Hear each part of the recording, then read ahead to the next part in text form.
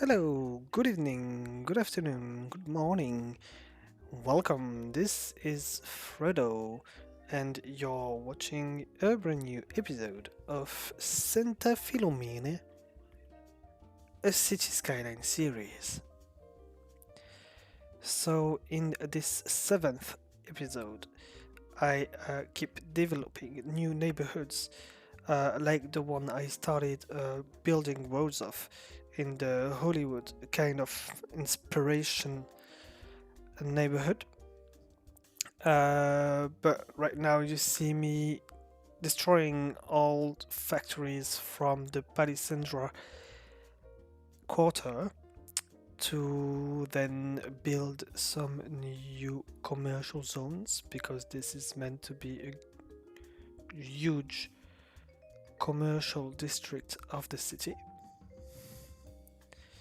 Now that we've managed to move the industries away from the center,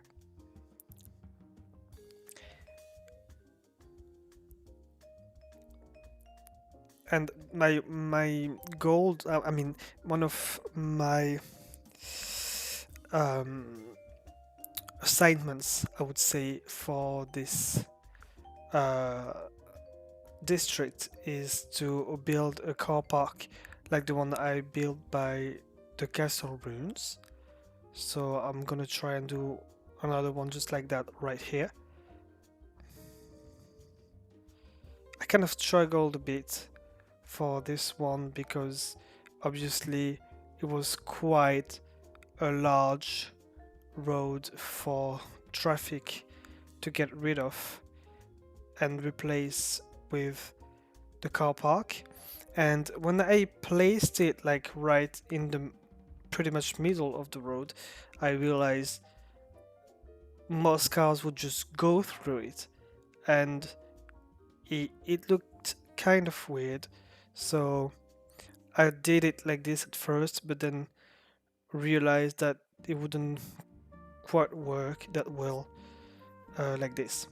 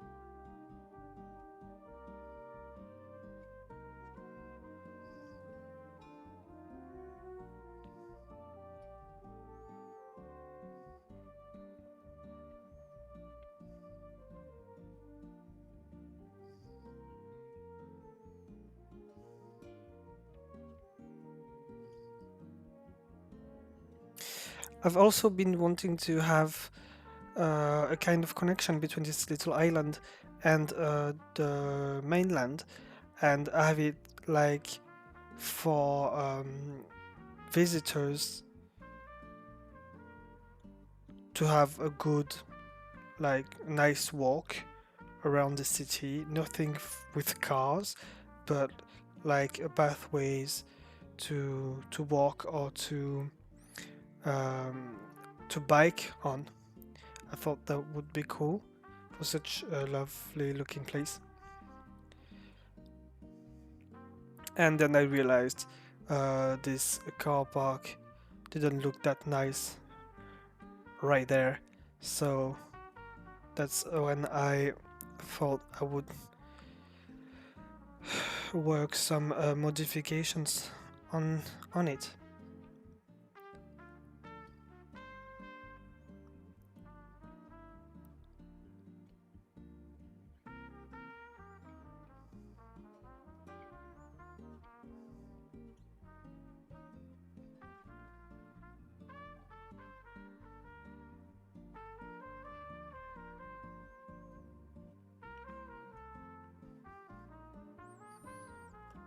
It turns out I wasn't really satisfied with this version either.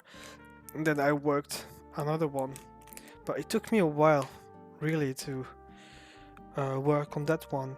And when you think that the speeded up version of an episode is 20 minutes, I actually spent over one fourth of this episode doing this. It's crazy.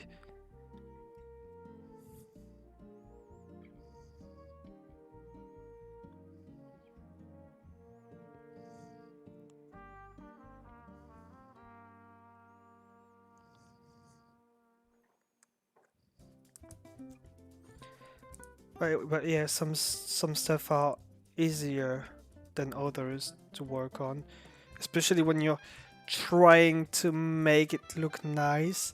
And I have to say, car parks really aren't my greatest strength in this game. I don't even find them that pleasurable to create or to work on.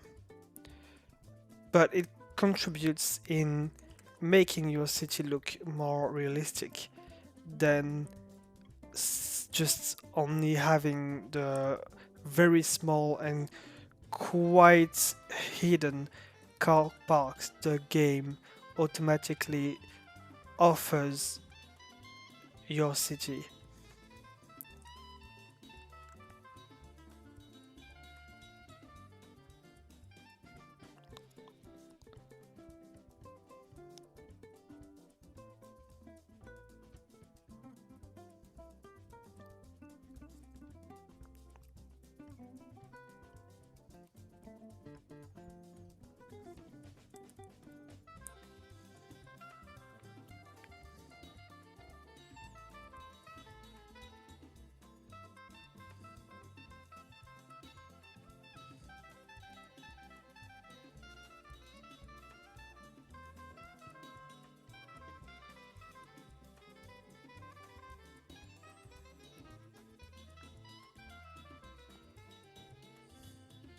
Now it's time to develop the violin a bit more, as all the spaces around it were not quite fully occupied yet. So I put some more factories there, and then I thought I would develop some other parts of the city. To be honest, I think I taped this episode quite a while ago, and I really got to get into the habit of doing the audio commentaries much closer to the time I tape the games, because I, at this point I barely remember what I did because there's quite a few, if not many days sometimes between the two, and that's not very helpful because I'm pretty much rediscovering with you guys what I'm doing. And at this point, I think I was trying to put a harbor or yeah, some kind of like port for boats. But I wasn't really satisfied with the way it was looking like. And then a tsunami came. Yeah, a freaking tsunami. Because that's what you get when you got the Natural Disasters Pack DLC. And so this one caught me off guard. It was quite terrible. Yep, I wasn't ready for this. A whole neighborhood got destroyed. I mean, we don't really care for the industrial quarters, but the residential neighborhood of Dale, got completely destroyed, and it was quite dramatic to watch. I thought I would position myself on this like hill at the bottom of the big mountain in the city, close to the city, to see if the water would actually reach that level, and it almost did. Like it was absolutely crazy.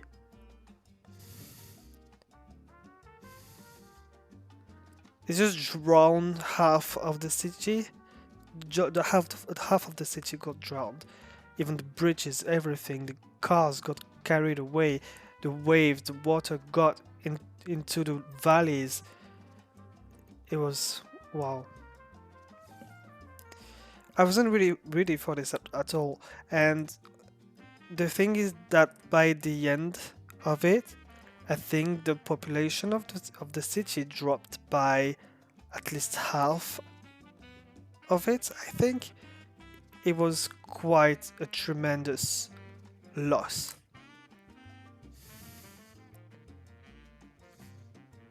But it helped with the fires. that's that's the silver lining.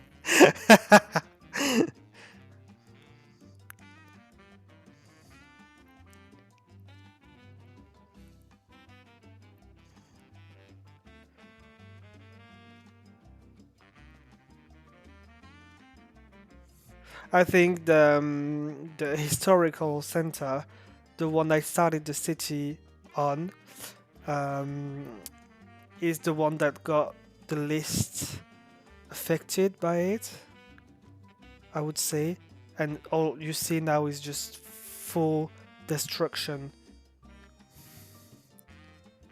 Especially, yeah, the neighborhood of Dale and White Lane, I think it is. It's crazy. Nothing survived. Only destruction. And the thing is, I had to get rid of all of this by hand because I used to have a mode where houses would rebuild themselves, with which houses would rebuild themselves, but does it still exist? I don't think I've actually turned it on for this series, but maybe I should because it did take me quite some time for me to rebuild houses um, after the tsunami.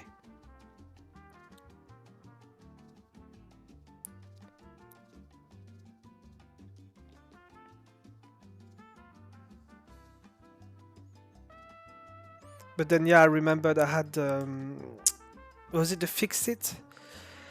I'm not really good with modes. I'm not good with remembering their names. But yeah, I got one of those modes at the bottom right of the screen where you get to select huge parts of the city and just get rid of all of it at once.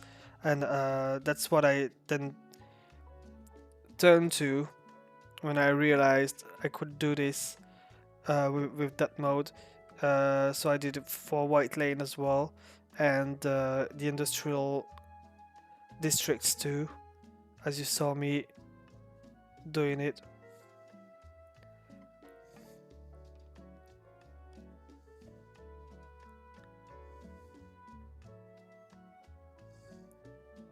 The funny thing with this little neighborhood is that I found out there was this very small house on Sophie's Drive where you had one house that actually survived, and that's like the only house in this huge part of the city on the north. I would say it's the northeast. Like the whole part that got devastated, there was only one house that stood and kind of, well, yeah, the term is survived this tsunami, and I was like quite shocked to see that. But you often have stories like this, like even for volcanoes, sometimes they destroy everything, and you have like one church that just miraculously didn't get affected at all.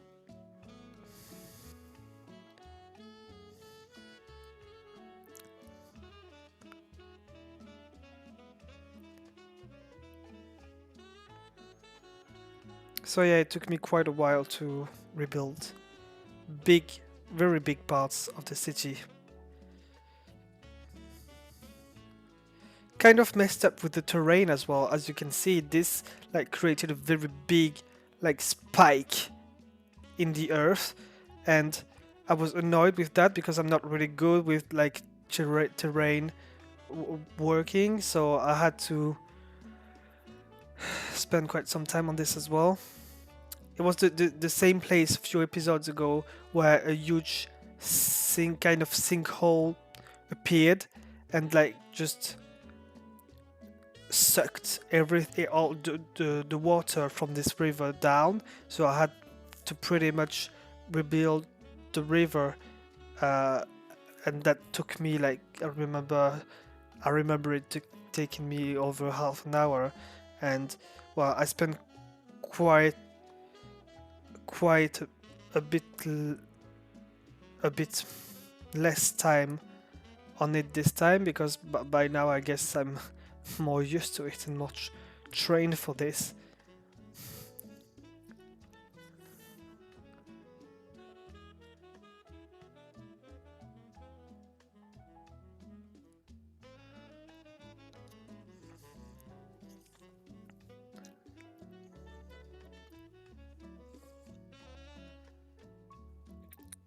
But yeah, terrain work is like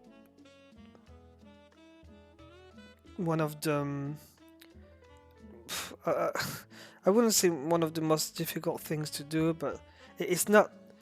I don't think it's that much fun to rework uh, rework the terrain. Sorry.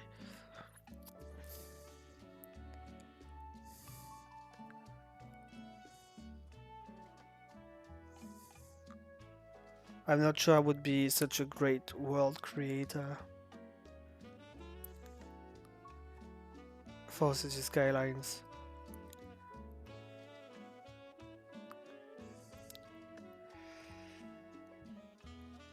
The final part of this episode I spent developing this new neighborhood. On the other side of the modern center of the city, and I thought this part would be the new university district because of the previous one getting absolutely destroyed by Tsunami. I wish it was a bit flatter than it actually is because it's kind of a hill, really. But then I thought it would be a nice place for the university to be because it's slightly bigger than the previous district where it was. It's still very close to the city center and close to the beach.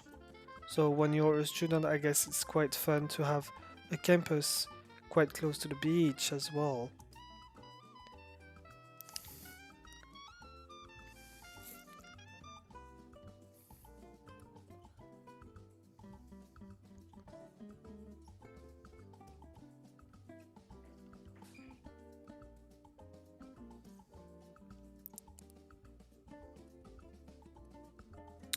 And that will be it for me for this 7th episode of Santa Filomena. Thank you very much for watching and following this a nice little series of City Skylines. Don't forget to like and subscribe so that you get notifications for the new episodes coming out very soon on the channel. And I'll see you soon for future adventures.